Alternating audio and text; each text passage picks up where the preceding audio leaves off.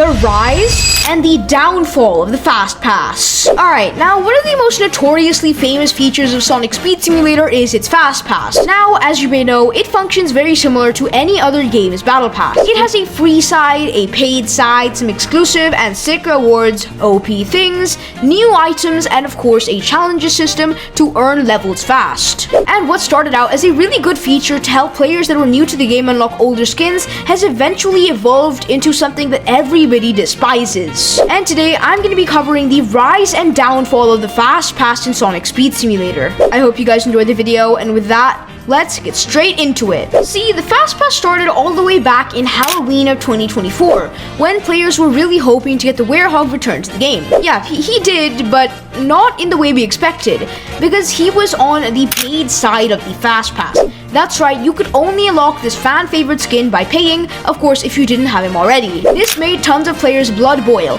but to be fair, he was a returning skin, so it didn't matter that much, considering all of the new skins were on the free side. This stayed the same for I believe 2 to 3 seasons, until we started to see exclusive skins on the paid side, like Gold Racesuit Shadow, which everybody wanted because it was such a sick skin, except he was locked behind a paywall. You could say that this was the moment where Sonic Speed Simulator started to turn Fastpasses upside down and started to kind of abuse the feature, which, yeah, that was kind of true. But it didn't matter as much, as it was still something you could trade other players for and get it yourself. The point where things started to get a little bit messy was when Warlock Shadow was added to the max tier of the Season 6 paid side. On the face of it, it was normal, it was like any other update, but it wasn't. Mainly because Warlock Shadow was being marketed as an exclusive skin. That's right, exclusive to that Fastpass season, meaning he wouldn't return in the shop, in events, in giveaways, nothing, nada, zero. That alone made players' blood boil, as he was a character with a brand new ability, the Chaos Blast, which, not gonna lie, was pretty sick, but was locked behind a paywall.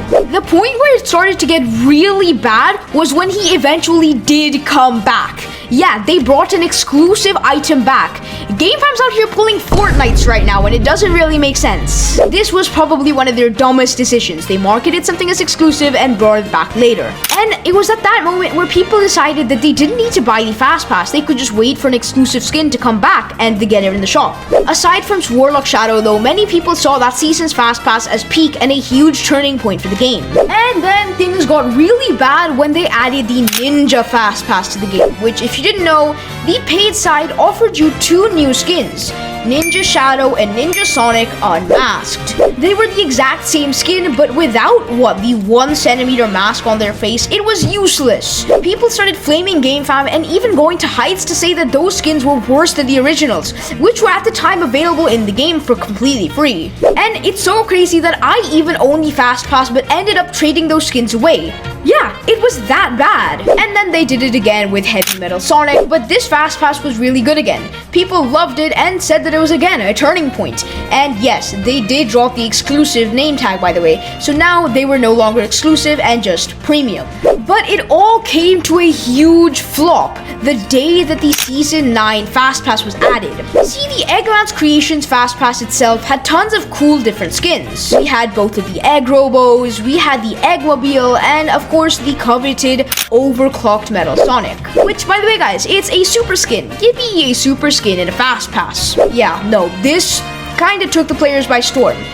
See, since super skins aren't tradable, the fact that this skin was in a Fastpass is really bad, because it means from now, no matter what, you will have to pay to get this guy. Either pay for the Fastpass, which was like 800 Robux, or pay 850 Robux when he comes back in the shop, which was absurd. This was the first super skin locked behind a paywall. Super skin collectors were really disappointed after this, and GameFam lost a ton of respect. And then of course we're in the present day, where we had the Summer Tangle and Summer Whisper Fastpass, where honestly it's not that bad of a Fastpass. These 2 skins are cool, I like them, but I still don't see why Summer Whisper had to be locked behind a paid wall.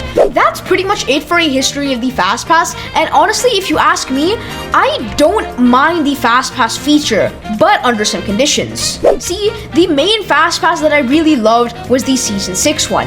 not because it had an exclusive skin, but because that skin was the first to have an ability. Warlock Shadow was the first skin to have the Chaos Blast ability, and everybody loved it. It makes sense to make players pay for a feature early rather than to just pay for a skin because it's going to be rare. So game fam, my advice for this, well, maybe don't do stupid decisions and don't put random skins in the premium side. Give skins purpose, theme fast passes, and make them interesting. Link up to the update and all that as well, like the summer fast passes linked to the summer update. I hope you guys enjoyed this video, and if you did, please remember to leave a like and subscribe. It's free, easy, and it'll help me out a ton on my journey to 10,000 subscribers. I'll see you in the next one. Bye guys!